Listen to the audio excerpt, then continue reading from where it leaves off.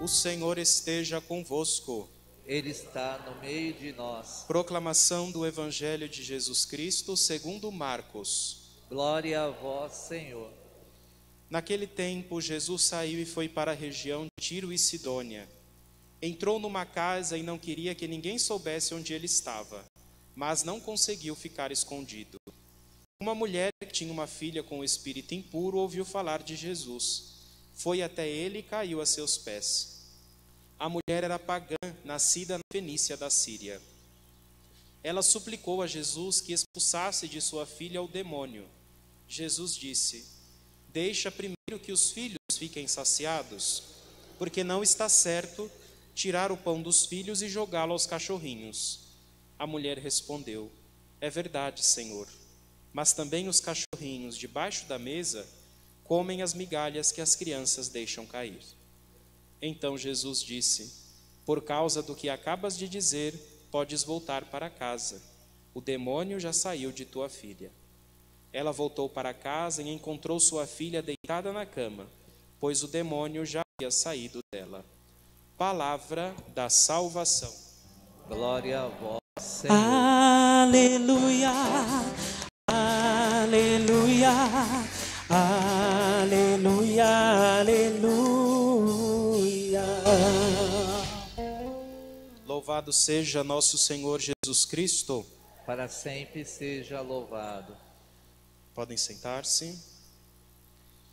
Nós celebramos hoje a memória litúrgica de Nossa Senhora de Lourdes, e a aparição de Nossa Senhora aconteceu em 1858, em Lourdes, na França.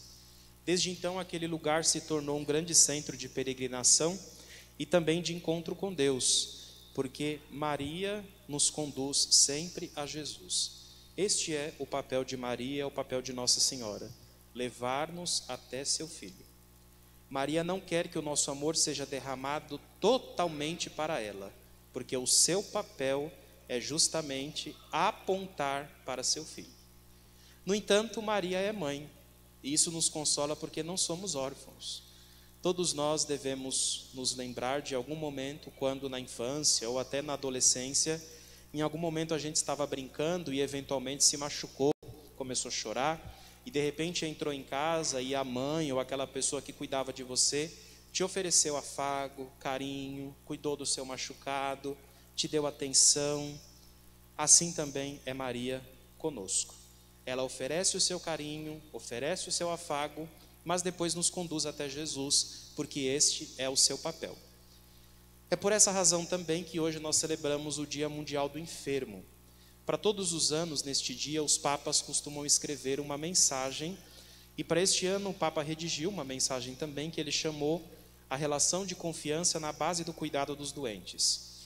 E nessa mensagem, o Papa disse que é curioso como a experiência da doença nos faz sentir a nossa vulnerabilidade, ou seja, o quanto nós somos fracos, o quanto somos ao mesmo tempo dependentes dele em primeiro lugar. E depois também do quanto nós temos necessidade do outro. Porque isso já começa desde que a gente nasce. Se quando a gente nascesse, a nossa mãe tivesse largado a gente no berço, nenhum de nós estaria aqui hoje para contar história alguma, né?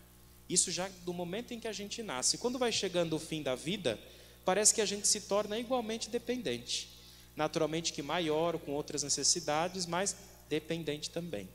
Isso, a doença nos desperta para esta realidade, para o fato de que nós somos criaturas e, portanto, somos dependentes de Deus. E esse é o sentido também da primeira leitura que nós ouvimos, o relato da criação do mundo, do homem, no livro do Gênesis. É importante a gente perceber que, neste relato, o homem não pede absolutamente nada para Deus. Deus cria tudo por sua livre e espontânea vontade e por amor, e é Deus mesmo quem olha para o homem e diz assim: não é bom que ele esteja só. Vou fazer um auxiliar que seja semelhante a ele. É Deus quem percebe, ele não pede nada. E aqui está também toda a teologia do sacramento do matrimônio, porque depois que o homem deu nome a todos os seres, como nós ouvimos na leitura, ele cai num sono profundo, Deus modela de sua costela a mulher, e o texto diz uma palavrinha que quase ninguém se atenta: Deus pegou a mulher e conduziu até Adão. Ou seja, ele modelou e levou até ele. Ele não criou e deixou, vamos ver para ver o que acontece, deixa eles aí, vamos ver o que dá. Não foi esse não. Ele criou Eva, levou até Adão. Adão contempla e diz, essa sim é osso dos meus ossos e carne da minha carne. Deus quis, desde o começo, que homem e mulher estivessem unidos em matrimônio. E a consequência é lógica. Por isso, o homem se une à sua mulher e os dois se tornam uma só carne. Que linda é a criação de Deus. E ao mesmo tempo, como é bonito o seu amor por cada um de nós. É por isso que um dos salmos, com toda a convicção, diz, o Senhor nos dará tudo o que é bom, e a nossa terra produzirá suas colheitas. Justamente lembrando desta cena inicial do livro do Gênesis. Só que, claro, até aqui, a leitura que a gente ouviu, não havia ainda acontecido o pecado. A beleza da santidade original é justamente essa, de viver em paz, de viver em harmonia com Deus. O texto diz, eles estavam nus e não se envergonhavam. A nudez aqui de que fala a Sagrada Escritura não é só no sentido de estar sem roupa, mas é sobretudo a nudez no sentido de serem transparentes, de não terem nada a esconder um do outro, de se mostrarem um para o outro tal qual realmente eram.